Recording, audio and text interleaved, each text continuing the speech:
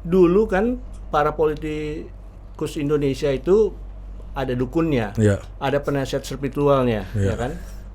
Langkah-langkah mereka ngikut panduan dari para dukun politik.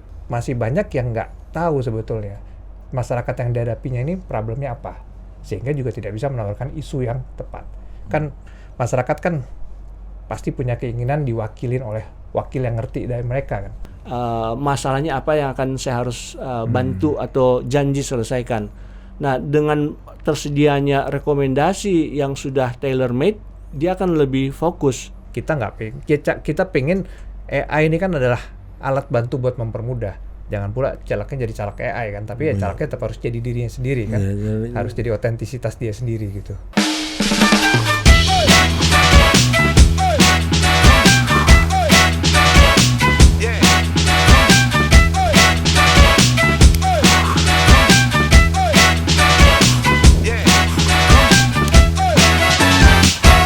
Oke, welcome to Total Politik, dan hari ini kita bersama dua pemain veteran. Kalau pemain bola tuh ibaratnya siapa nih? Sheringham Solskjaer, Mario Kempes, sama Roger Milla. Setelah mantap di Piala Dunia 90, masuk dia Pelita kan. Nah, ini kita mulai nih. Perkenalkan dulu dia. Oke, ada duo Steve Jobs dan Wozniaknya politik Indonesia. Ya, itu boro-boro akhirnya keluar juga ya. Iya, gue lagi mau cari itu apa yang waktu itu gue ngomong ya. Ada Yose Rizal dan Lucky Jani. Thank you. Thank you, Bros. Benar, sebenarnya Kang Lucky ini milih lu tuh bukan karena lu jagoan juga, Bang Yose, sebagai mitra. Karena dia kangen aja sama Mbak Teten kan. Siapa yang botak juga nih ya? Dulu kayaknya formula botak ini berhasil nih dulu kan. Lucky Teten ini kan. Kayaknya Ayose bisa sih. Iya. Memang harus kontras, ada yang botak sama ada yang masih berambut. Iya. Dia butuh mentor baru lah. Formula Plontosnya tapi kalau Yose ini satu Kang Lucky bisa menjawab semangat zaman. Nah, ya kan? Mantap bos.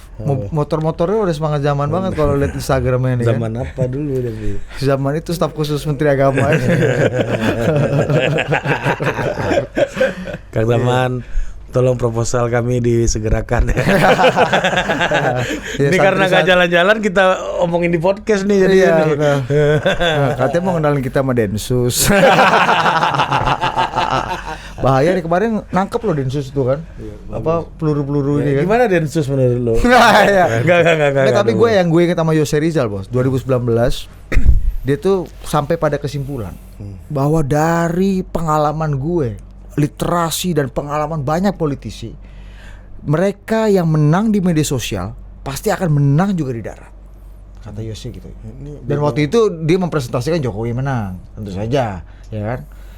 Ini pasti menang karena udah di mana-mana pasti gitu. Dicontohin Trump. Berarti kan macam. Emang banyak ya Mas Yose udah bersentuhan lah dengan politisi-politisi dan pemenangan. Nah, pertanyaannya gini, Mas.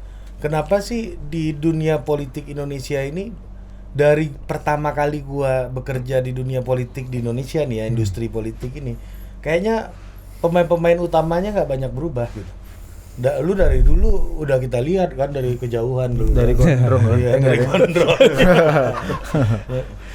Ya nggak bisa ngerjain yang lain kayaknya.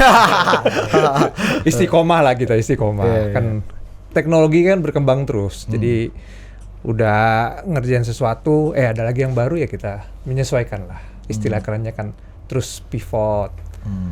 Dan teknologi itu juga bisa tetap punya formula untuk ngebantu apa yang terjadi di darat memang. Ini pertanyaannya, dulu itu nerima survei pun politisi kita masih susah. Bahkan sampai sekarang masih banyak yang nggak percaya survei. Nah, lu gimana menghadapi politisi untuk meyakinkan mereka untuk perkembangan teknologi ini ya? Ke teknologi. Ada cerita nggak lu sulit gitu? Ya sekarang kan memang teman-teman politisi juga kan semakin menyadari ya. Gen Z, milenial ini 56% kan dari total pemilih. Nah mereka kan sangat, ya dunianya di layar handphone dia kan. Jadi politisi pun ya seperti kita yang main di teknologi juga harus mengikuti lah. Mengikuti perkembangannya supaya tetap relevan kan sama pemilihnya. gitu. Nah, kalau Lucky Jani ini kan memang terkenal dengan sistem analognya ini bos ya kan? Iya kan? Piringan hitam. Iya, pejuang-pejuang analog kan dulu kan. Makanya temennya Daniel Lutagalung ini kan bos.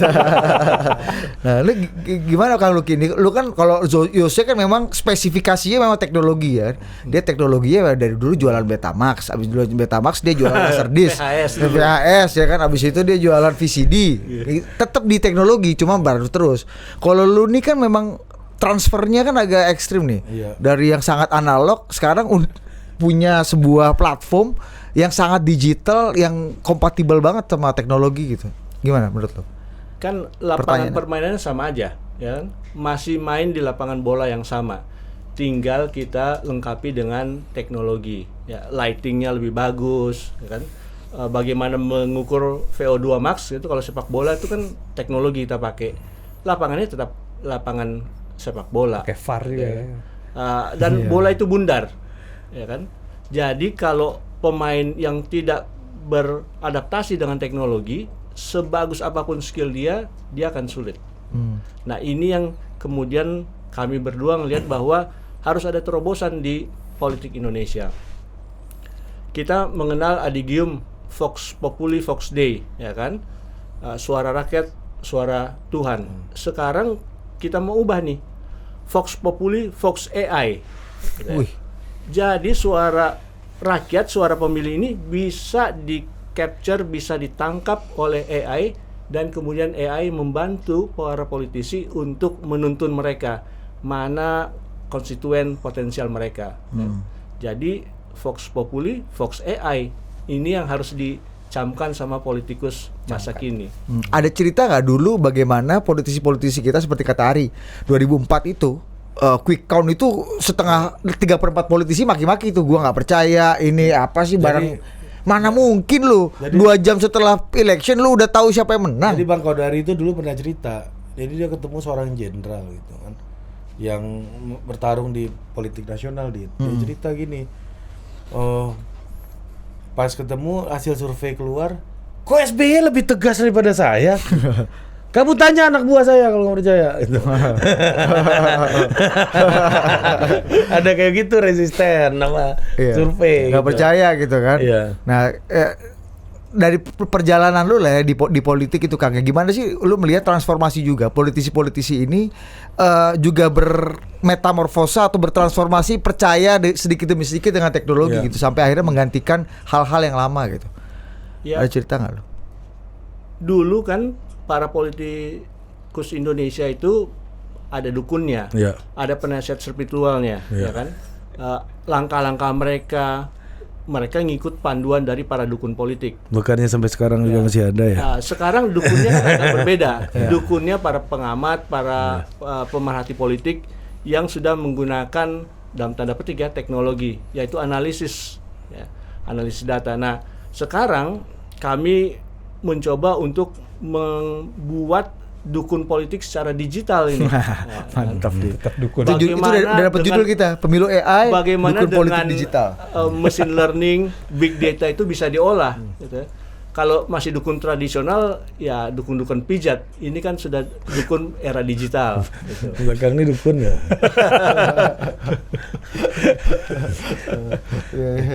Pijat. Langsung runyam nih gara-gara dukun pijat ini. Iya. Terus lanjut dong. Nah, ini pemilu AI ini perdukunan apa yang lu mau coba hadirkan gitu, Kang Lucky dan Bang Yose gitu, untuk bisa membantu tadi lagi. Ini udah secanggih apa sih barang ini buat menyaingi dukun gitu loh. Ya sebetulnya kan formulanya sama ya tadi yang kata sama dukun. Kang Lucky tadi ya. Cuman kan sekarang makin hari ini data makin banyak, informasi makin banyak.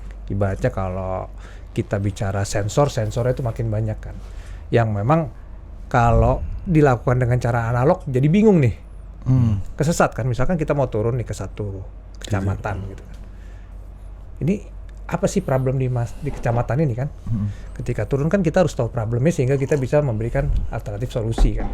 Nah, karena set datanya banyak, sensor-sensornya banyak, baik dari media sosial, media online, data survei, data sensus dan lain-lain. Kadang-kadang ini yang membuat politisi bingung. Nah, kita dengan teknologi, karena kan teknologi ini kan fungsi buat pembantu. Buat teknologi, buat AI ini kan mau data banyak, mau data besar, ya mudah aja buat dia memprosesnya kan.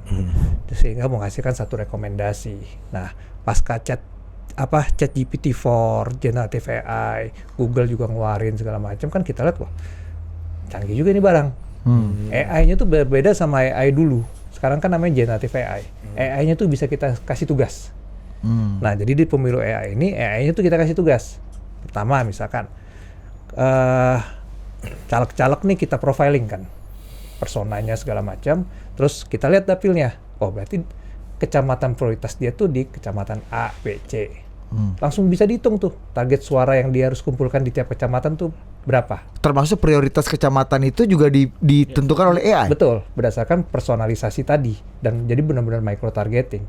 Kemudian ketika calegnya udah mau turun nih ke satu kecamatan, kebingungan tadi tuh udah langsung dijawab. Kita kasih tugas lagi sama AI-nya. Coba dilihat problem-problem di kecamatan ini. Misalkan isu kesehatan, isu pendidikan dan sebagainya. Nggak cukup sampai situ lagi, kita bilang saranin dong calegnya mesti bikin kegiatan apa. Ketemu sama kelompok sasaran masyarakat yang mana untuk kegiatan-kegiatan tersebut. Habis itu kita hidup di area informasi kan, semua kalau nggak narsis ya nggak eksis, harus dibikin konten kan. Nah, kita kasih tugas lagi sama si AI-nya, bikinin pidatonya, bikinin konten media sosialnya, bikinin slogannya. Jadi AI dengan generative AI ini sangat mempermudah. Jadi kerjaan-kerjaan yang dulu harus dikerjakan secara analog tadi, nah ini bahkan langsung disajikan oleh AI ke dalam dashboardnya. Dan langsung bisa pakai nggak seperti langsung mie bisa instan pakai, gitu? langsung bisa pakai. Bahkan nggak usah dimasak, tinggal dibaca. Gitu. Oh gitu, menarik banget ya. Itu asbabun nuzulnya gimana sih, Kang Lucky, sampai kemudian menemukan inovasi ini dan lu melihat bahwa kayaknya AI yang selama ini kita pakai, ChatGPT, whatever itu bisa comply juga sama politik punya barang ini? Ya kan, kita lihat kalau politikus Indonesia ini kan mau nggak mau sekarang dia menghadapi tantangan, ya. Konstituennya lebih kompleks, lebih dinamis, ya. Sumber informasinya juga lebih banyak bagi para pemilih.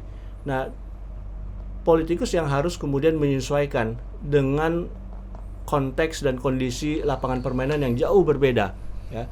Misalkan begini, dulu orang mengandalkan tokoh, ya, makanya muncul istilah Thomas gitu kan, tokoh masyarakat.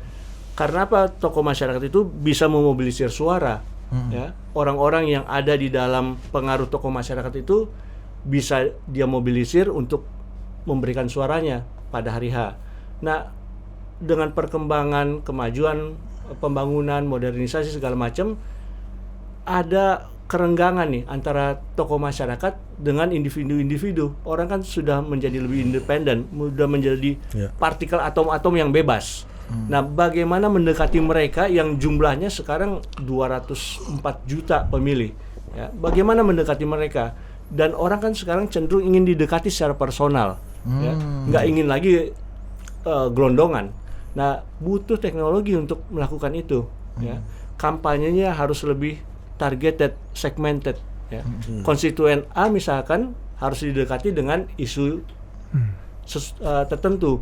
Konstituen B harus diikuti dengan isu lain, isu yang mereka rasa, oh, saya diwakili atau saya terwakili, isu yang dekat sama dia. Nah, untuk membuat, ya, strategi kampanye yang banyak ini, yang kompleks ini kan susah kalau masih menggunakan cara analog.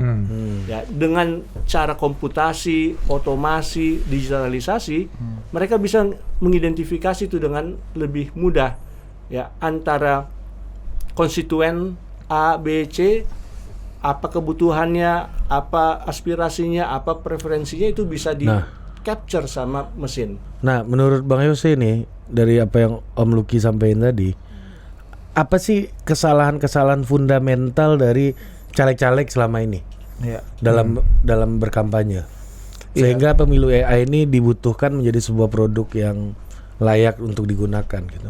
Iya, kan kalau kita ini kan cita-cita mulianya, ya tahulah ya Lucky Jani ya, sudah dari dulu bicara pengen menurunkan biaya politik kan. MTI menurunkan biaya politik. Nah, jadi kita berpikir kan bahwa selama ini tuh masih banyak kegiatan-kegiatan tuh yang nggak efisien begitu. Dari mulai pengumpulan data, kan datanya banyak sekali. Satu kecamatan, satu kelurahan, even di level TPS itu kan datanya bisa ratusan set data kan. Kalau itu dikerjakan secara manual, tentunya kan butuh waktu lama, butuh resources juga. Kemudian udah jadi data pun banyak juga yang bingung nih mau diapain data ini kan. Bagaimana menjadikan dia actionable insight, bagaimana menjadikan dia satu strategi yang tinggal dieksekusi. Sehingga kecenderungannya punya tim yang sangat besar. Dan juga pasti mahal. Dan juga butuh waktu yang lama kan. Dan kadang-kadang jadi telat buat merespon satu isu. Padahal kita lihat sendiri di era media sosial sekarang kan isu berkembang dengan cepat kan. Nah, itu dari sisi konten misalkan. Sehingga ketika dia berhadapan dengan masyarakat, masih banyak yang nggak tahu sebetulnya masyarakat yang dihadapinya ini problemnya apa. Sehingga juga tidak bisa menawarkan isu yang tepat. Kan masyarakat kan pasti punya keinginan diwakilin oleh wakil yang ngerti dari mereka kan. Wakil yang ngerti dan bisa menyuarakan, bisa membuat perubahan sesuai yang mereka harapkan. Kemudian yang kedua, ketika masa kampanye kan APK ini juga bertebaran di mana-mana segala macam, kegiatan-kegiatan yang namanya canvassing segala macam ini kan juga satu kegiatan yang wajib gitu ya dilakukan oleh para caleg ini. Nah, ini juga kalau nggak didukung oleh teknologi kan monefnya susah. Bagaimana memastikan timnya katakanlah hari ini harus menyapa 100 konstituen kalau nggak ada teknologi gitu kan. Kalau dulu nggak bisa dipastikan tuh ya biasanya. Modal percaya. Ya, sebetulnya selama proses itu tidak terotomasi, selama proses itu tidak terdigitalisasi, kan margin of error-nya jadi tinggi kan. Misalkan dicatat atau misalkan hanya berdasarkan WhatsApp segala macam. Sementara kita bikin satu sistem ini yang sudah terintegrasi. Misalkan saya sebagai relawan seorang caleg gitu ya, saya bilang saya dikasih tugas datengin 25 rumah. Nah, itu canvassing. Dashboard pemilu AI itu sudah dilengkapi juga dengan mobile application buat tim sesnya. Yang ketika datang ke rumah, semua data itu diinput, kemudian difoto dengan geotagging, dan geotaggingnya itu nggak bisa diganggu sama aplikasi yang fake GPS gitu ya. Mungkin Budi sering pakai kali ya fake GPS, pergi kemana, ngakunya kemana gitu kan. Nah, itu teman saya Valdo kalau mau absen ini Bang. Kalau Budi micet biasa. Nah, ini sudah kita pakai supaya tidak bisa dipalsuin lah lokasinya. Kalaupun nggak ada sinyal, kan masih banyak kan, terutama daerah luar Jawa yang belum tercover sinyal dan lain-lain ya, dia simpan dulu di handphone. Ketika ada sinyal dia tetap kirim dengan lokasi GPS yang bersangkutan. Nah, dan semuanya itu langsung real time ke dashboard. Demikian juga dengan pemasangan APK.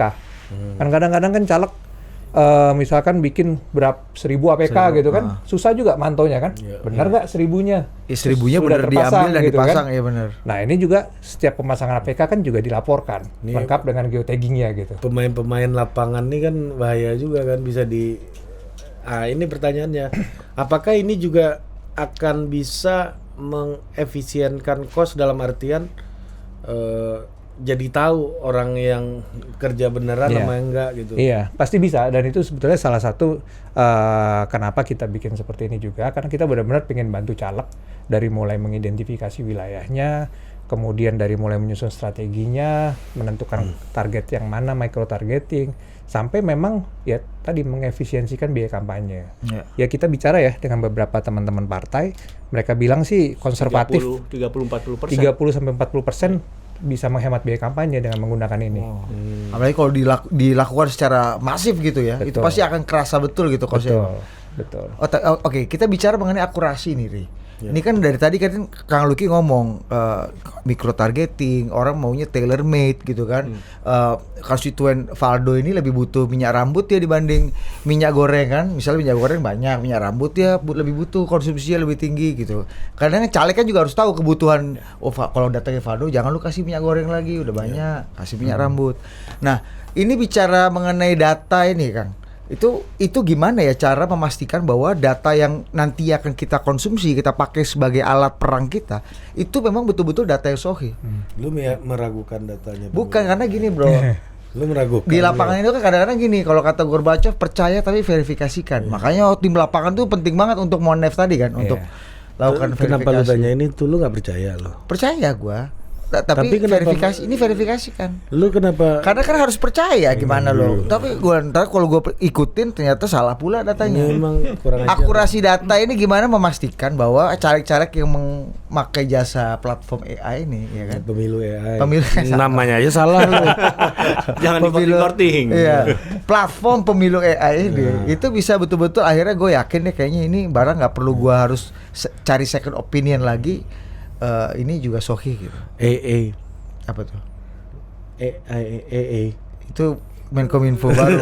Menkominfo baru bilang AI ini IA. Nah, ini data yang ada di sistem kami kan data-data yang memang verified, ya, data-data yang memang dikeluarkan oleh lembaga resmi, oleh pemerintahan maupun yang non pemerintahan. Dan data-data yang kami ambil dan kami susun itu data-data yang secara ketentuan legal formalnya kami ikuti. Jadi datanya memang misalkan data kependudukan, data ketersediaan rumah sakit, ketersediaan sekolah, begitu ya, bahkan masjid pesantren itu kan data-data yang resmi. Nah, tingkat akurasinya kita bisa lihat aja. Kami sudah melakukan spot checking terhadap data-data itu. Misalkan bagaimana kondisi unit kesehatan, bagaimana kondisi pelayanan pendidikan, itu di beberapa tempat kami lakukan spot checking untuk memverifikasi data yang kami gunakan. Dan alhamdulillah tingkat akurasinya cukup tinggi, gitu, bahkan sangat tinggi. Nah, data ini kemudian bisa dipakai oleh para politikus kita untuk melihat kira-kira kalau seorang caleg dia peduli dengan isu pendidikan, ya, nanti mestinya akan mengenerate di dapil dia itu di daerah mana yang kondisi pendidikan, misalkan fasilitas pendidikannya, kualitas gurunya gitu ya, itu buruk. Nah, daerah-daerah itu yang harus dia kunjungi untuk kemudian dia berkampanye di sana. Dia buat kemudian komitmen atau janji dengan konstituen di sana. Misalkan kalau saya terpilih, saya akan mengusahakan dana-dana APBN, APBD diarahkan untuk desa ini agar apa? Unit-unit pendidikannya menjadi baik. Sekolah-sekolahnya ada tuh baik. Servis itu. Ada. Apa kebutuhannya dan kira-kira lu akan ngomong apa itu ada? Ada gitu. Bahkan strategi yang akan mereka gunakan untuk turun ke titik itu juga kita berikan, ya. Bikin kegiatan seperti apa, bikin aktivitas dengan siapa. Dia tahu misalkan kalau dia concern dengan isu pendidikan di desa itu berapa guru yang aktif, berapa guru yang sudah tersertifikasi misalkan, itu ada datanya. Dan data ini bisa memandu para caleg untuk membuat kemudian kampanye lebih terarah, lebih substansial. Nah, ini juga yang kami lihat bahwa selama ini kan ini sebenarnya tidak ada yang salah, ya. Politikus menggunakan intuisi mereka untuk kira-kira kalau saya datang ke lokasi ini apa yang akan saya katakan, masalahnya apa yang akan saya harus bantu atau janji selesaikan. Nah, dengan tersedianya rekomendasi yang sudah tailor made, dia akan lebih fokus, ya. Nah, misalkan dia datang ke satu titik yang bermasalah itu fasilitas pendidikannya, misalkan gedung sekolahnya, ya nanti dia tinggal kasih pledge bahwa dia akan mengupayakan dana-dana pemerintah untuk memperbaiki renovasi dan seterusnya. Kalau yang bermasalah kualitas gurunya belum tersertifikasi, nanti dia bilang saya akan mengupayakan bahwa guru-guru di sini disertifikasi. Atau kalau gurunya masih guru honorer, bagaimana supaya membantu mereka masuk dalam skema P3K. Ya. Nah, itu kan akan sangat membantu karena data ini kemudian menjadi panduan bagi para caleg. Dia bisa menggabungkan tentu dengan intuisinya, dengan cara dia mendekati konstituen, ya. Nah, seorang politikus kan pasti ada karakteristik atau ada pola pendekatan dia, ya. Intuisi dia bermain di situ. Nah, ini yang menggabungkan kemudian intuisi dengan data sehingga jadi suatu atraksi kampanye yang substansial. Ini sangat Jawa sentrik ya, Kang Luki? Apanya itu? pemilu AI ini karena ini kan bergantung pada data yang diinput dan mayoritas itu di Jawa. Akurasinya. Ya, data kan, yang kami kumpulkan itu ya data dari Sabang sampai Merauke ya. Datanya alhamdulillah ketersediaannya cukup baik ya. Data-data resmi ini, data-data yang formal, dan itu yang kita masukkan. Jadi tidak hanya di Jawa saja, di Sumatera, di Aceh datanya lengkap. Di Indonesia Timur, di Maluku, di Papua datanya juga lengkap. Gitu. Ini seluruh Indonesia datanya lengkap berarti? Seluruh Indonesia. Ya. Nah, ini pertanyaan nih Bang Yose. Saya tuh masih belum, ya kalau ini kan barang baru yang mana kita juga pasti nggak bisa bilang ini sudah ada buktinya kan juga agak susah karena memang baru di launching kan memang. Nah, ada nggak sih contoh-contoh keberhasilan penggunaan teknologi seperti ini di negara lain gitu, atau yang pernah Bang Yose kerjakan secara A/B testing gitu atau gimana? Iya. Atau jangan-jangan pemilu AI ini inovasi pertama di dunia juga nih untuk hal kayak begini? Iya. Ya dengan bangga. Pemilu AI memang untuk generative AI itu yang pertama di dunia. Tapi sebelumnya kan kita sudah punya pengalaman dengan big data, kita sudah punya pengalaman dengan AI. Ya kita punya pengalaman lah 2 kali pilpres, bagaimana big data itu bisa memprediksi kan outcome-nya dengan sesuai. Kita punya pengalaman juga di negara-negara lain. Contohnya misalkan di US election, bagaimana micro targeting dengan big data, dengan AI dan lain sebagainya itu bisa dilakukan. Nah, makanya kami melihat, wah ini dengan generative AI ini satu lompatan besar lagi gitu loh. Karena itu tadi, bahkan kalau dulu kita bisa generate satu informasi, tapi kan kita tetap harus olah lagi ya. Kita harus tetap analisa tadi. Sementara dengan generative AI tadi, ya kita kasih perintah langsung ke AI-nya. Tentunya dengan supervisi tim ya, yang sudah dilakukan dari awal dan teruskan untuk memastikan bahwa benar dan sesuai kan. Tapi makanya kita di pemilu AI bilang ya benar-benar cukup dengan 1 klik itu generate recommendation, 1 klik generate pidato, 1 klik generate strategi kampanye, 1 klik generate konten media sosial. Jadi bedanya dengan yang dulu-dulu adalah ya ini AI-nya bisa disuruh. Kalau dulu itu AI, big data dan lain-lain itu tetap perlu pengolahan, tetap perlu analisa lebih lanjut lah, sehingga tidak memungkinkan buat mengelola jumlah caleg yang dalam jumlah besar. Karena manpower-nya pasti terbatas. Karena manpower-nya masih terbatas karena masih tinggi proses buat mengolah, buat menganalisa dan lain sebagainya. Sementara ini dari awal tim kami melakukan training pada AI-nya dan lain sebagainya, sehingga AI-nya tuh ibaratnya kan artificial intelligence. Jadi menduplikasi kan. Dia duplikasi sehingga dia bersifat platform yang bisa memang dioperasikan oleh ya jumlahnya tidak terbatas gitu loh. Operasionalnya. Tetap butuh gimana kan? Ini adalah konsultan politik personal ya, bagi setiap caleg. Konsultan politik kan sudah ada ya, dan profesi ini atau industri ini sudah ada sejak lama. Cuman kan hanya caleg-caleg tertentu atau politikus tertentu yang bisa menggunakan jasa konsultan politik. Selain karena mahal, mereka juga makhluk yang terbatas jumlahnya kan. Nah, dengan platform ini kita bisa melayani puluhan ribu caleg dalam satu waktu yang bersamaan. Dan masing-masing caleg tuh merasa punya konsultan politik sendiri-sendiri. Karena dashboardnya pasti beda isinya. Gitu. Strateginya pasti beda-beda. Jadi ini kalau kemarin disrupsi kesehatan itu kan muncul itu dokter-dokter digital.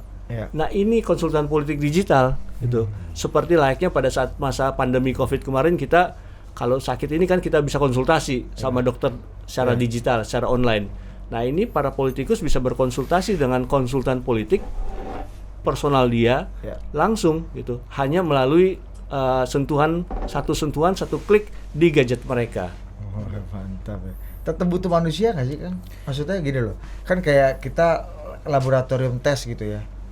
Kita ke laboratorium, tetap setelah keluar datanya, kita tetap butuh dokter untuk menginterpretasikan gitu.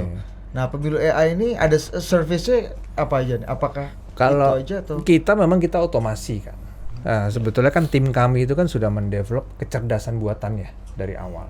Kita kasih algoritmanya, library-nya pun jangan dibayangkan nanti, contoh misalkan gini, kita punya misalkan di kecamatan Cipete Selatan gitu ya, kita punya tuh kesehatannya baik, cukup atau kurang, pendidikannya seperti apa. Which is yang pengetahuan seperti itu, yang kalau dimasukin ke ChatGPT yang web itu pun dia nggak akan bisa jawab kan, karena knowledge-nya nggak ada di situ. Nah, jadi kami punya library sendiri yang mendevelop itu, kemudian kami kasih algoritmanya sehingga dia bisa menjalankan kecerdasan buatan. Tapi tentunya tim kami juga terus melakukan monitoring secara terus-terusan berkala gitu loh. Karena memang kan dan datanya pun terus kami tambahkan. Jadi mungkin menambahkan yang tadi Kang Luki jelaskan, selain data sosial ekonomi, demografi dan lain sebagainya, data politik pun kami sudah masukkan situ. Misalnya? Jadi misalkan kita tahu di mana party ID tiap-tiap partai itu kuatnya tuh di level mana, di kecamatan mana, di TPS mana, berdasarkan data dari Pileg dan Pilpres sebelumnya. Di mana suara itu potensi split voter. Jadi nanti algoritmanya juga memang kan ketika dia menentukan kecamatan prioritas itu juga memasukkan faktor itu. Jadi ada kecamatan-kecamatan yang memang sudah dikuasai oleh partai sebelah, ya artinya itu tidak menjadi prioritas bagi caleg ini. Jadi semua algoritma, semua kecerdasan buatan itu sudah kami tanamkan dari awal lah gitu. Nah, apa kendala-kendala ketika ngeran itu sekarang, Mas Yose, yang basisnya itu adalah kesulitan yang dihadapi oleh user. Nah, sekarang usernya udah berapa sih? Kita kan launching sekitar 3 minggu ya, 3 minggu yang lalu ya. Sekarang sih sudah terdaftar sekitar 200 sampai 300 caleg lah ya. Yang memang itu tadi yang Kang Luki bilang tadi. Tapi tetap ya kontrak kita ya. Ada kerjasama dengan total politik. Yang Kang Luki bilang tadi, kalau konsultan manual kan nggak bisa kan melayani sebesar itu. Dan bahkan kami pengennya sebanyak mungkin, karena kita pengen menciptakan playing field yang sama kan kepada semua caleg yang dulu mereka buat ngakses data aja susah, ya sekarang nggak jadi mudah. Bahkan sudah dalam bentuk ya strategi yang tinggal dijalankan gitu. Ataupun kalau belum sepenuhnya percaya pada AI, ini paling tidak jadi metode second opinion yang paling sahih lah gitu ya. Yang ini loh, menggunakan ini dari user-usernya Mas Yose ini. Apa kesulitan yang mereka hadapi dan direspon seperti apa sih? Mungkin sekalian juga bisa lu kasih edukasi gitu ya. Misalnya ketika pertanyaannya nggak benar atau masih belum terlalu atau bisa dipahami, typo bermasalah, gitu apa misalnya? Sebetulnya proses submit data itu hanya dilakukan sekali oleh calegnya. Setelah itu semua proses itu diotomasi dan dikerjakan oleh AI-nya. Jadi mereka tuh cuma memasukkan biodatanya, tapi harus jujur karena disinilah personalisasi AI-nya terjadi. Jadi misalkan Budi. Jadi kayak Tinder gitu ya? Nah iya, atau kayak apa? Betul. Jadi supaya kita dapat jodohnya sama gitu. Yang sama. Sesuai dengan selera lu. Ente ngaku misalnya masih bujangan kan sudah salah nih nanti AI-nya. Ya betul, kan? Harus jujur. Jadi misalkan lu aja bener masukin nggak dapat dari Tinder lu kan? Iya. Dapetnya dari dukun. Mak comblang. Analog lagi bukan micet. Nah, jadi kalau misalkan kita memasukkan asal daerah aja, itu kan sudah menentukan bahwa dia punya kedekatan dengan wilayah tersebut. Kita memasukkan, ya kalau partai dihitungkan party ID-nya, kuatnya tuh di kecamatan mana aja. Based on pemilu lalu? Based on 2 pemilu sebetulnya, 2019 dan 2014. Kemudian misalkan dia punya kerabat nih, misalkan punya kerabat di camat, di Kebayoran Baru gitu ya. Nah, artinya daerah itu juga jadi satu modality buat dia. Kemudian dia misalkan punya afiliasi organisasi dengan organisasi profesi tertentu. Nah, itu juga jadi modality yang kita kawinkan tadi dengan data-data dapil tadi gitu. Sehingga itu menghasilkan benar-benar personalisasi dan microtargeting. Nah, proses input tuh hanya di awal aja. Termasuk branding yang dia pengen. Misalkan dia pengennya figurnya tegas. Figurnya merakyat. Nah, pidato yang nanti di-create itu berbeda. Dengan orang yang figurnya itu merakyat. Betul. Iya. Jadi benar-benar personalize itu akan mempengaruhi pola komunikasinya. Ternyata lurahnya itu saya. Camat. Naik dong, jangan lurah mulu. Caption media sosialnya juga kita kasih Kalau buat Gen Z ada captionnya. Kalau buat yang generasinya Kang Luki ada captionnya juga. Kalau kayak teman saya Valdo ini usia muda, perawakan dan mental tua ini gimana, Kang? Nah itu tentu saja kan teknologi juga ada batasnya ya. Terutama begini, AI generasi teranyar sekarang ini, itu termutakhir sekarang ini, untuk di Indonesia dia baru bisa menggunakan bahasa Indonesia misalkan. Untuk bahasa daerah dia belum bisa. Itu kita udah berulang kali mencoba buat kemudian slogan kampanye atau buat caption di media sosial pakai bahasa daerah, belum bisa. Jadi mungkin itu adalah satu kendala, makanya kami selalu ingatkan para caleg, narasi pidato, slogan kampanye atau caption untuk media sosial ini standardized dalam bahasa Indonesia sebagai acuan mereka. Silahkan kalau mereka mau nanti modifikasi, gunakan dialek lokal, gunakan bahasa lokal, bisa saja. Karena memang ya masih terbatas kemampuannya untuk saat ini. Gitu. Oh gitu. Apa namanya? Yang lokal belum bisa ya berarti. Apa namanya? Pakai diperlukan bahasa, diinterpretasi ulang ya, untuk bahasa ya. Ini terutama untuk kampanye, narasi kampanye ya masih menggunakan bahasa Indonesia. Kita kasih dalam narasi pidato itu bahasa Indonesia ya, kalau mau bikin dalam bahasa Sunda, mau bikin dalam bahasa Jawa Minang, atau Batak ya, itu nanti tinggal diinikan ke bahasanya aja. Nah, ini pertanyaan gue ini juga kan berarti tegas, terus merakyat dan dipersonalisasi gitu ya. Setiap apa namanya? Akun atau setiap yang login caleg ya. Nah, berarti kan dalam ya kalau kita suka pakai ChatGPT gitu misalnya ya, tolong buatkan saya cerita dongeng anak dengan gaya menulis Pramudia Anantatur gitu misalnya. Itu muncul tuh dongeng gitu misalnya kan.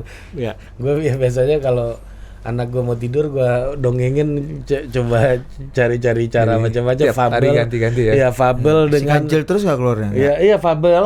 Si Kancil kan fabel kan. Fabel dengan style pidato Barack Obama gitu misalnya. Nah itu bisa keluar tuh di ChatGPT. Nah kalau di pemilu AI sendiri, kalau ngelihat politisi yang diidealkan tuh yang seperti apa sih? Misalnya tegas itu kira-kira tegasnya siapa, setegas apa gitu misalnya. Itu merakyat, apakah sampai semerakyat Pak Ganjar yang tidur di kereta KAI gitu misalnya. Itu Pak Jonan kali. Pak Ganjar juga ada. Oh, udah tidur juga? Ada dulu. Anda udah lama nggak lihat berita nih. Iya kan, misalnya kayak gitu, semerakyat itu gitu kan. Atau semuda image-nya Valdo Maldini gitu, politisi keriting ini sekarang apakah atau seasik Vespanya Caimin gitu. Iya, nah itu tuh pertanyaannya gitu, apakah ada model off-nya ya yang ideal gitu untuk kemudian mesin ini menjalankan dan mereproduksi lagi. Kan ini kan kita lagi berupaya menciptakan orang baru nih gitu kan. Tapi misalnya ada otentisitasnya juga ya, tapi tentu ada standarnya juga gitu. Betul. Nah, ada nggak Yose? Ya memang dari awal tuh kan kami punya tim yang namanya prompt engineer ya.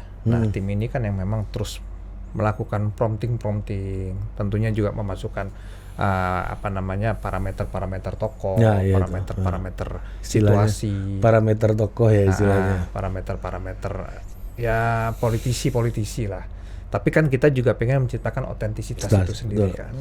Nah, memang nggak semua orang bisa dan kompatibel jadi Ganjar atau jadi Jokowi gitu. Iya, itu maksudnya ya. Betul kan. Nah, jadi kita menciptakan kita berusaha menciptakan standarnya bagaimana merakyat atau bagaimana dermawan atau tegas tuh yang memang ideal buat masyarakat Indonesia. Bagaimana yang ini. Jadi tidak ada referensi tokohnya tapi tidak tiplek gitu ya. Kita mengcopy paste tokoh itu karena ya kita pengen AI ini kan adalah alat bantu buat mempermudah. Jangan pula calegnya jadi caleg AI kan, tapi ya calegnya tetap harus jadi dirinya sendiri kan. Harus jadi otentisitas dia sendiri gitu. Nanti kayak Putri Korea ini loh Mas, mukanya sama semua kan. Bentuknya kan. Iya, jadi ya yang kita lakukan adalah memang membantu dia. Setidaknya kalau mau pidato nggak usah pusing lagi, Bahkan yang tadi saya bilang tadi kan, pidatonya pun tidak bisa dibikin di ChatGPT biasa, karena ChatGPT itu kan nggak punya knowledge-nya kan satu wilayah kecil di Indonesia kan. Dia nggak punya base. Nah, kita punya library-nya. Jadi memang yang sangat ini lokal ya. Betul. Jadi memang AI kita itu beroperasi di server kita sendiri, ekosistem kita sendiri, sehingga bisa memahami memang ya kondisi real di situ gitu. Dan kita punya kombinasi antara data statis, yang data tadi Kang Lucky bilang dari BPS, dari kementerian dan lain sebagainya, tapi dikombin juga sama data media online sama data media sosial, yang memang sudah dari belasan tahun ini saya kerjakan gitu ya. Itu kan buat menangkap isu-isu yang sifatnya dinamis kan, harian kan. Tapi sudah kita kurasi, karena kalau enggak kan nanti noise-nya banyak segala macam. Jadi memang kita kasih yang kita tampilkan tuh yang sesuai dengan isu di dapilnya lah, dan relevan dengan caleg tersebut gitu. Jadi tergenerate juga yang dari sekian banyak data juga memang dikelompokkan, dikhususkan gitu ya Kang ya? Iya. Untuk yang sesuai kebutuhan dia aja gitu. Betul. Jadi kan sesuai dengan pilihan isu yang ingin dia angkat atau isu yang ingin dia bawa gitu ya. Karena masing-masing caleg kan dia punya preferensi isu juga beda-beda gitu kan.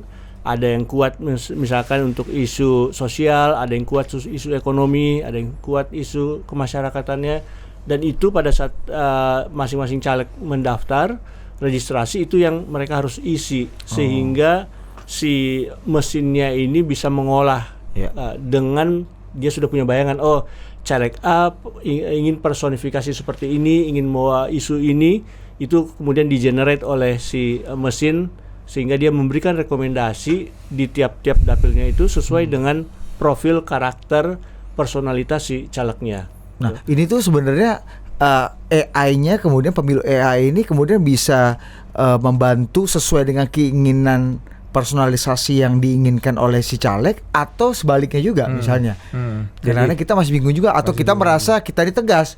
Padahal sebenarnya gue hanya lebih cocok misalnya merakyat gitu. Nah itu ada proses dialektika gitu gak Kang?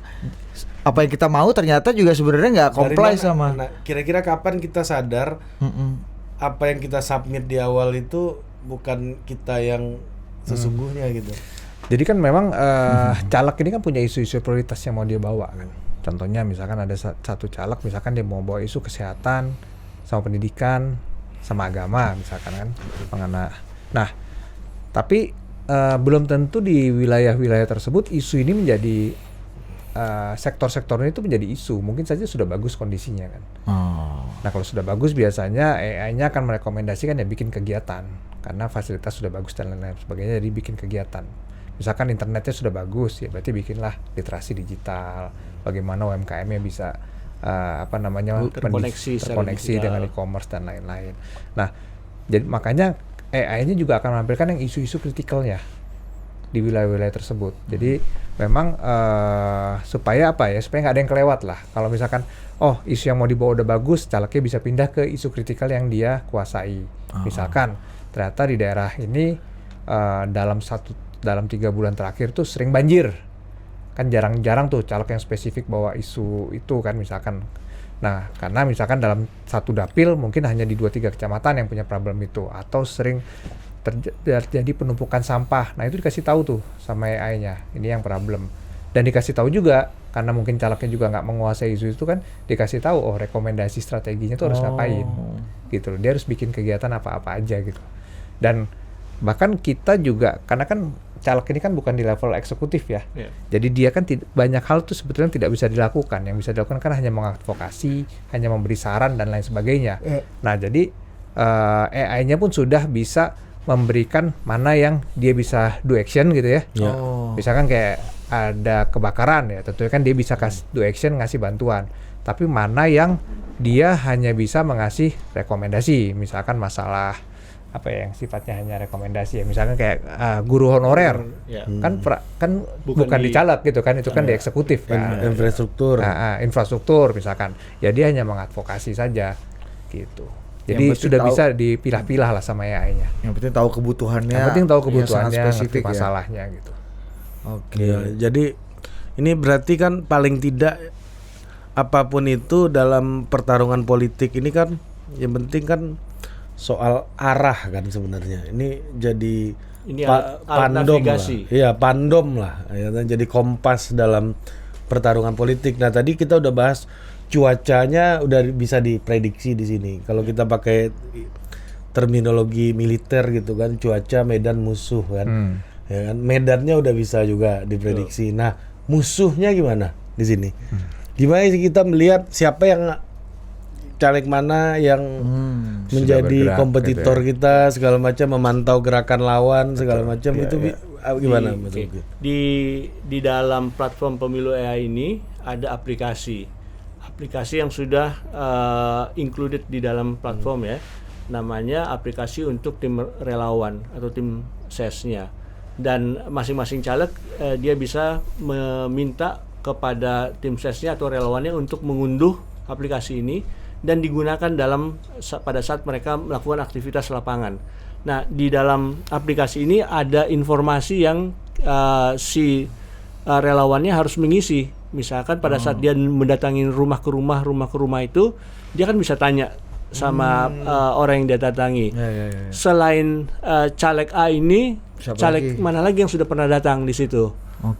Atau partai mana aja? Itu bisa. Kan itu mekanismenya sederhana, melakukan wawancara, nanti si pemilik rumah atau si respondennya tinggal ngomong, ada caleg B dari partai C misalkan sudah datang nih beberapa hari lalu, itu kerekam dan laporan itu akan di-generate secara otomatis sehingga si calegnya juga, dan tim intinya bisa ngelihat, ternyata di wilayah ini selain saya sudah ada caleg lain yang masuk gitu kan, dan itu bisa menjadi informasi bahwa kompetitor sudah ada juga, kompetitor sudah hadir juga di situ.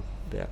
Oh, ini di sini perannya tim lapangan juga ya untuk juga mensupport ya data-data yang terus update ya. Jadi gua kan juga dulu pernah bantuin caleg ya, Dida.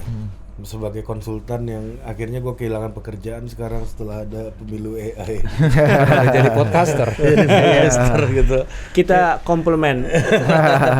Tidak menghilangkan lahan rezeki dan lahan pengabdian orang lain. Gitu.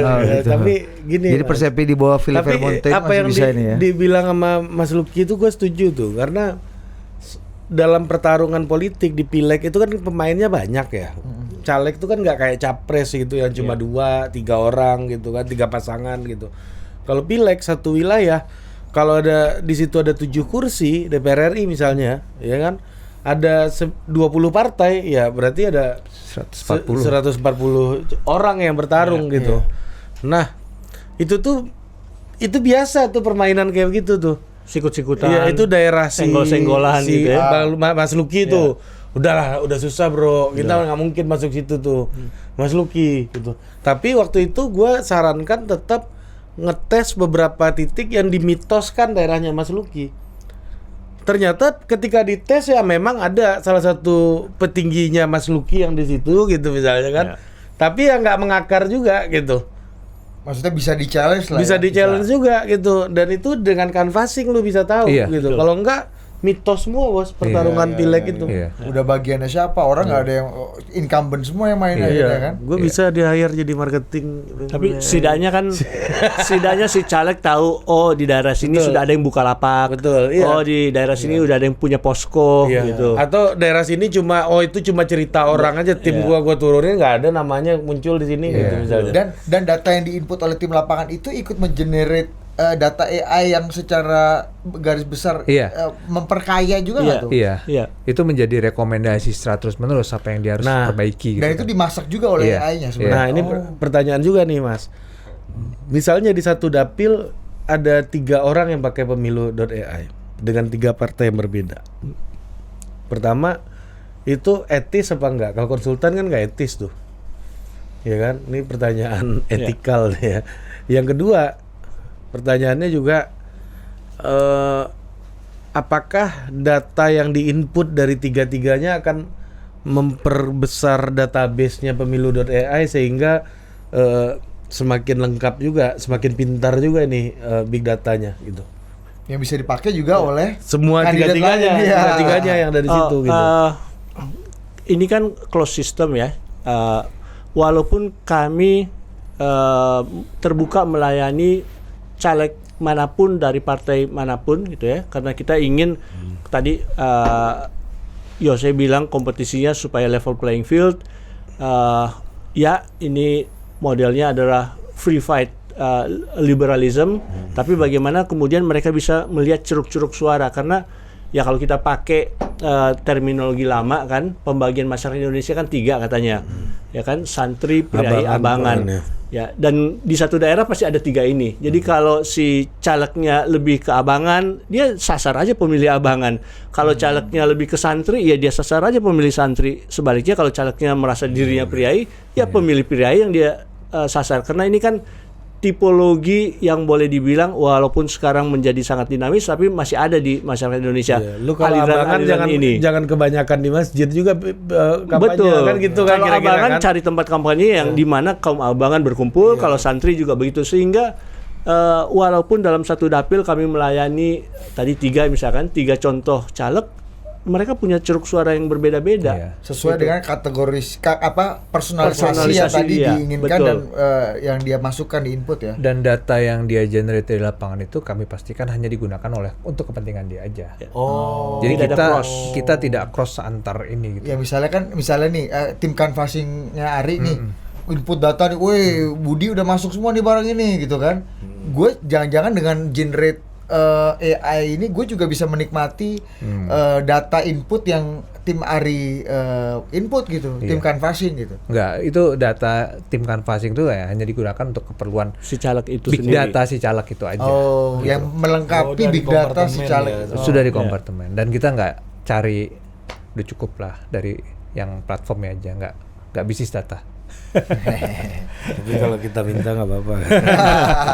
Buat ya. Tapi tadi menarik dari Total Politik sudah bilang 3 capres ini, 3 pasang capres, kayaknya ada bocoran-bocoran ini. Ini kok jadi kebalik ya?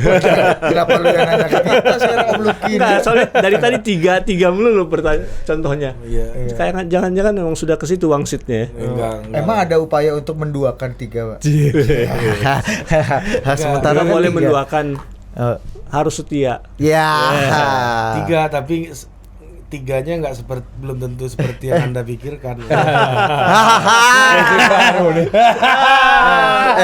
Tapi menarik kali ya. Jangan-jangan ya capres-capres kita misalnya, Mas Anies kan kalau baju nih misalnya ya, pakai rompi. Pak Prabowo pakai baju safari Bung Karno. Mas Ganjar pakai Juventus Newcastle ini kan, Juventus ex Newcastle kan. Hitam putih tegak lurus. Jangan-jangan begitu diinput ke pemilu Mas Ganjar, Anda tidak cocok gitu misalnya. Bisa gitu kan tuh? Ya sebetulnya kalau kayak gitu kan tinggal dilihat aja dari respon percakapan kan. Bagaimana percakapan di media sosial. Itu pola lama lu ya. Itu bisa dibaca tuh Kang ya. Itu mah gampang lah. Menurut lagi Bang? Kenapa? Itu belum Mas Budi pakai rompi. Karena kan itu belum. Ini tanda-tanda jangan. ini ada tulisan Jaklingko-nya di dalam. Jaklingko, Bos. Gua termasuk yang nggak perlu pakai AI, nggak setuju sama rompi dia sebenarnya. Ada lo pun cukup ya. Enak kasih tahu aja. Kawan lagi pede Mas. Jangan dibunuh. Untung diangkat. Jangan dibunuh ini apa kesenangannya kan.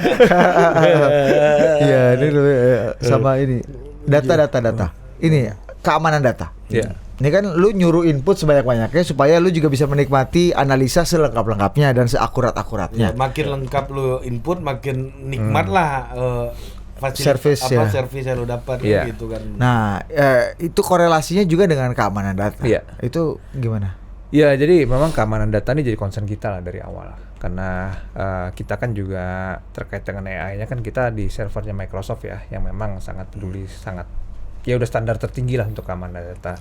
Kemudian untuk yang lokal servernya kita juga server-server yang secara ISO dia sudah menjamin keamanan data, kemudian tier 3 segala macam lah. Jadi insya Allah dari awal kami memang berkomitmen untuk menjaga keamanan data ini dengan menerapkan standar-standar yang memang dibutuhkan lah dari sertifikasi dan lain sebagainya gitu.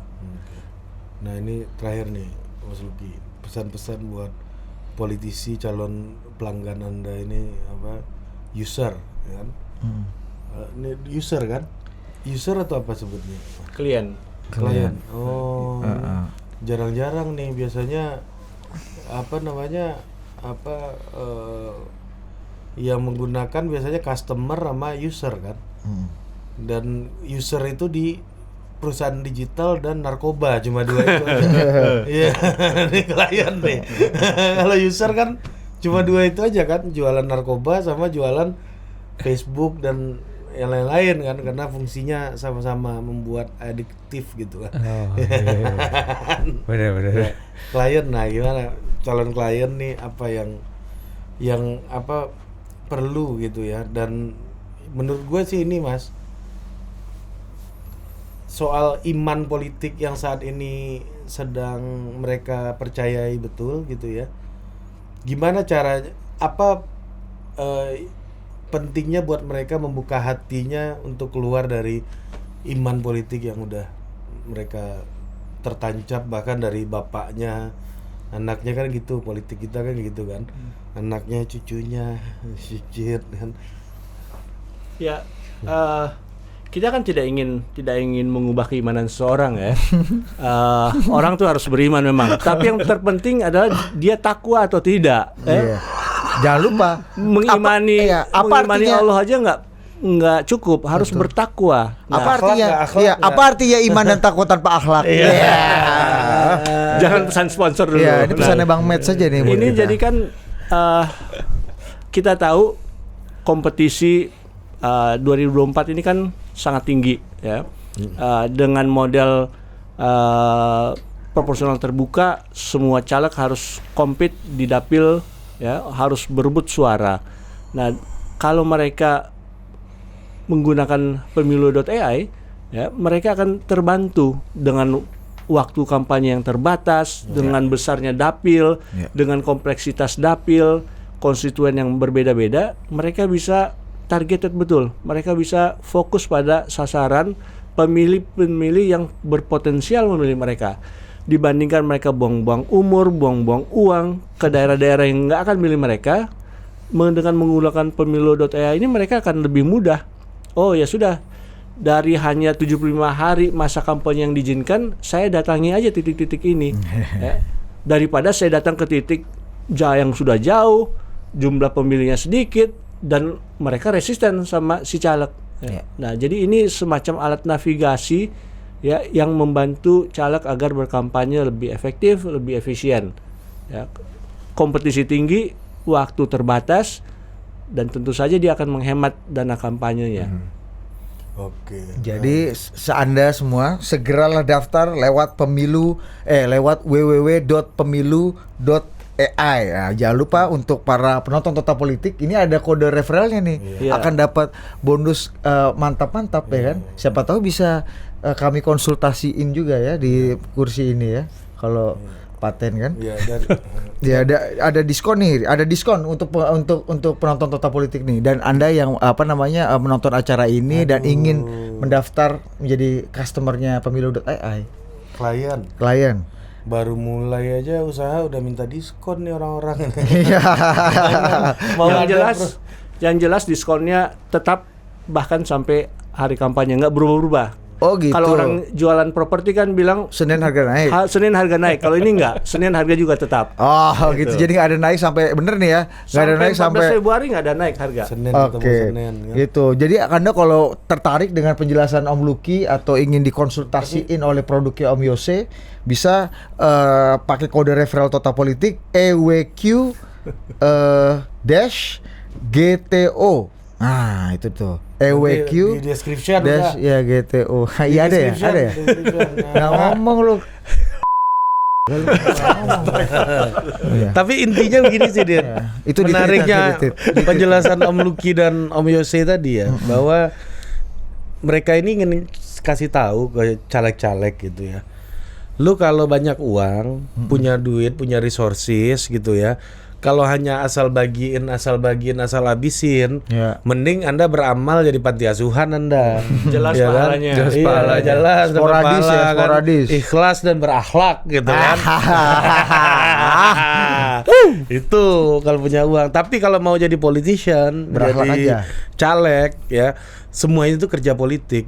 nggak ada artinya setiap rupiah yang lo udah keluarin apabila tidak berdampak secara elektoral. Gitu. Betul. Ini pemilu AI itu sebagai sebuah alat yang untuk memaksimalkan kerja politik lah, kira-kira kan kayak gitu ya Bang ya. Ada kita pernah ngobrol sama politisi senior nih, yang dia pesannya gini, dari pengalaman nih, dari pengalaman saya ikut 5 kali pemilu.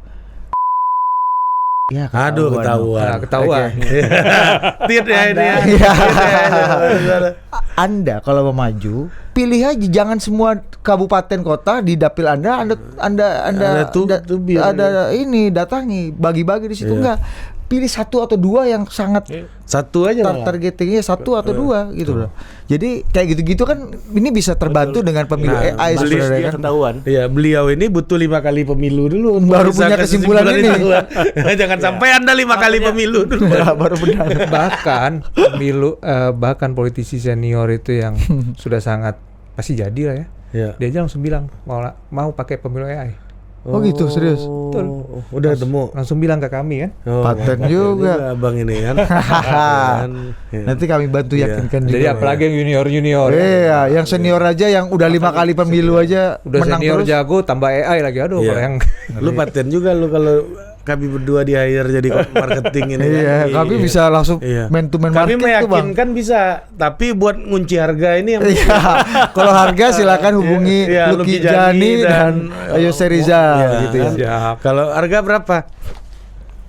Lempar-lemparan ya. Lempar-lemparan. Itu biasa gue berdua tuh, Bro. Gue pernah ngasih PPT ke orang, Bang.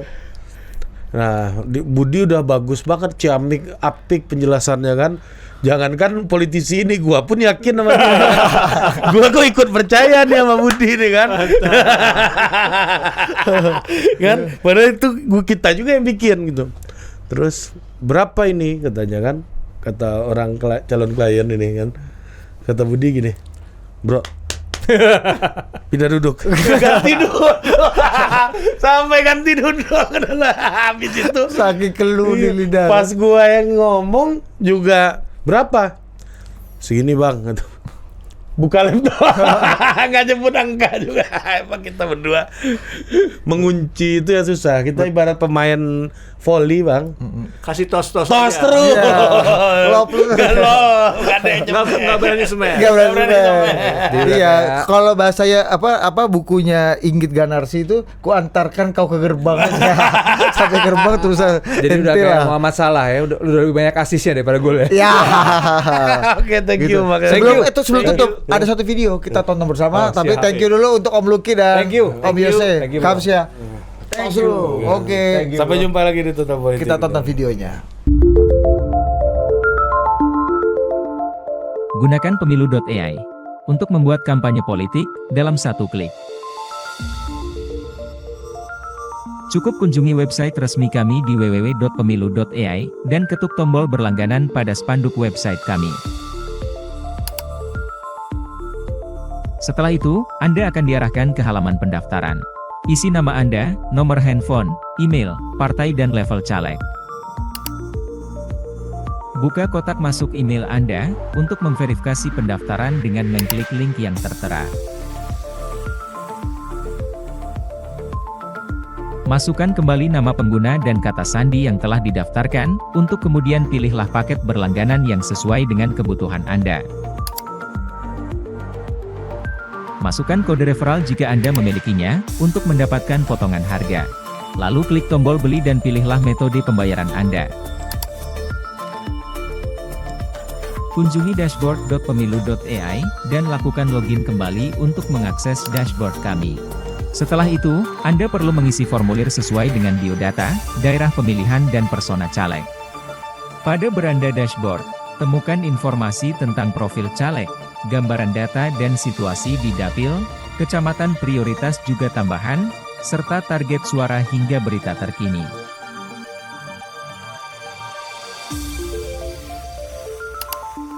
Pada halaman beranda, Anda dapat temukan fitur data politik dan dapatkan informasi data jumlah perolehan suara parpol, data perolehan suara caleg per parpol serta jumlah perolehan suara pilpres hingga level kecamatan. Klik fitur data sosial ekonomi, untuk menampilkan data infrastruktur dan transportasi, data keagamaan, data pendidikan, data kesehatan, hingga data BUMDes sampai level kecamatan. Pada fitur data demografi, dapatkan informasi data jenis kelamin, data usia, data agama, data pendidikan dan data pekerjaan hingga level kecamatan. Kami juga menyediakan rekomendasi strategi kampanye tentang isu pilihan caleg dan isu kritikal dapil yang dilengkapi hasil analisis isu kelompok sasaran, dan kegiatan kampanye di level kabupaten dan kecamatan. Pada menu komunikasi kampanye, klik slogan untuk mendapatkan rekomendasi slogan yang sesuai dengan program dan persona Anda sebagai caleg. Pada menu komunikasi kampanye, klik narasi pidato untuk mendapatkan rekomendasi naskah kampanye Anda yang sesuai konteks permasalahan dapil serta program kampanye Anda. Pada menu komunikasi kampanye, klik caption sosial media untuk mendapatkan rekomendasi caption yang sesuai dengan narasi kampanye pidato Anda untuk berbagai platform sosial media. Pada menu komunikasi kampanye, klik target sasaran iklan untuk mendapatkan rekomendasi target iklan yang sesuai dengan audiens sosial media Anda. Mulai dari ketertarikan, usia, jenis kelamin hingga kota pilihan.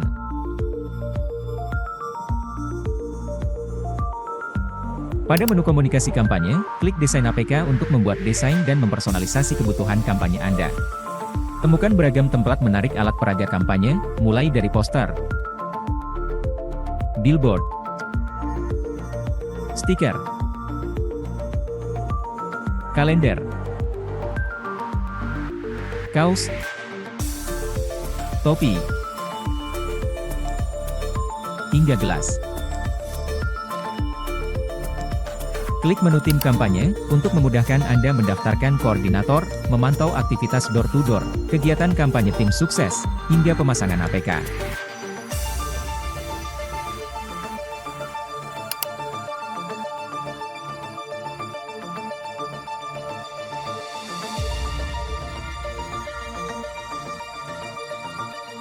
Tim relawan Anda juga akan mendapatkan aplikasi tim sukses yang dapat diunduh di Google Play Store secara gratis.